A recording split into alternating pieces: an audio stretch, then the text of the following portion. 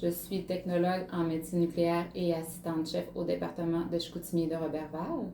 Je travaille à l'hôpital de Chicoutimi depuis 14 ans comme technologue et depuis quelques temps comme assistante-chef. Donc, comme technologue en médecine nucléaire, on est appelé à œuvrer dans le domaine de l'imagerie médicale.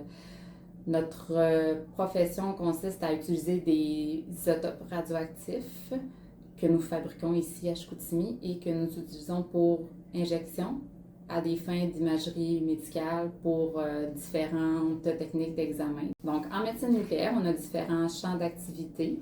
On a le TEP scan qui est en fait TEP, tomographie par émission de positrons. C'est un appareil qu'on utilise pour principalement les cas oncologiques, donc les patients atteints de cancer en suivi post-chimiothérapie, voire recherche de primaire aussi, et parfois pour autre chose comme des infections, recherche d'infections ou des sarcoïdoses cardiaques et des sarcoïdoses pulmonaires, par exemple. Ensuite, on a la partie qu'on appelle les caméras gamma, qui sont des caméras qui captent les radiations gamma. Donc, c'est des produits qu'on fait ici pour la plupart dans notre laboratoire. On a des caméras où on fait vraiment des examens plus spécifiques pour les os, pour les reins, pour le foie, la vésicule biliaire. Et on a aussi une caméra spécifique où on fait des examens que cardiaques, donc pour voir si des vaisseaux sont bouchés au niveau du cœur.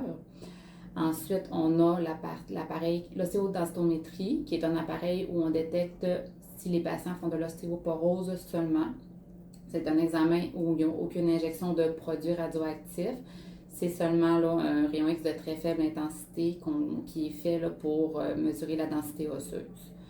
On a aussi la portion laboratoire. Dans le laboratoire, on va faire les produits qui sont utilisés pour les examens en médecine nucléaire pour la plupart, pas tous, mais la plupart.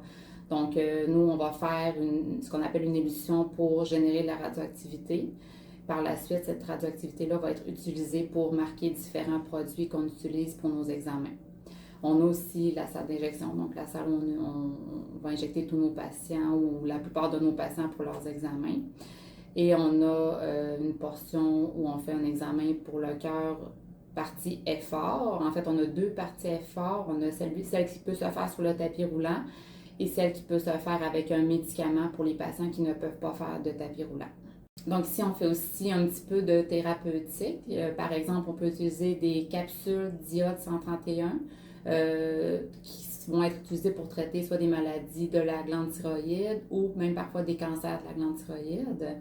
Ensuite de ça, on peut faire aussi des traitements pour des cancers de la prostate. Donc, on injecte des produits qui sont injectés par le médecin. Puis ensuite, c'est des traitements, environ 6 traitements pour chaque patient pour aider. C'est plus le côté palliatif, mais ça aide beaucoup pour les douleurs et les soins du patient. Pour devenir technologue en médecine nucléaire, il faut suivre un cours technique de 3 ans au collège.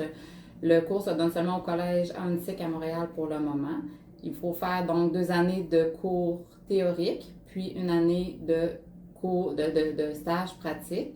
Pour la perspective d'emploi, on parle d'un placement de 100%, évidemment. On cherche des technologues en médecine nucléaire partout en province. Et puis, comme c'est un cours qui se donne seulement à un endroit, bien, il n'y a pas beaucoup de finissants par année. Donc, chaque finissant est attendu et engagé dès sa sortie du collège. Pour devenir technologue en médecine nucléaire, on recherche des gens qui sont minutieux, puisqu'on a un travail de laboratoire à faire. C'est un trait qu'on recherche qui est important. On recherche des gens qui sont débrouillards, qui sont organisés, qui sont capables de faire un bon travail d'équipe. Des gens aussi qui savent faire face aux situations imprévues. Puis c'est ça, c'est des traits qu'on recherche chez les personnes qui sont importantes là, pour devenir technologue en médecine nucléaire. Get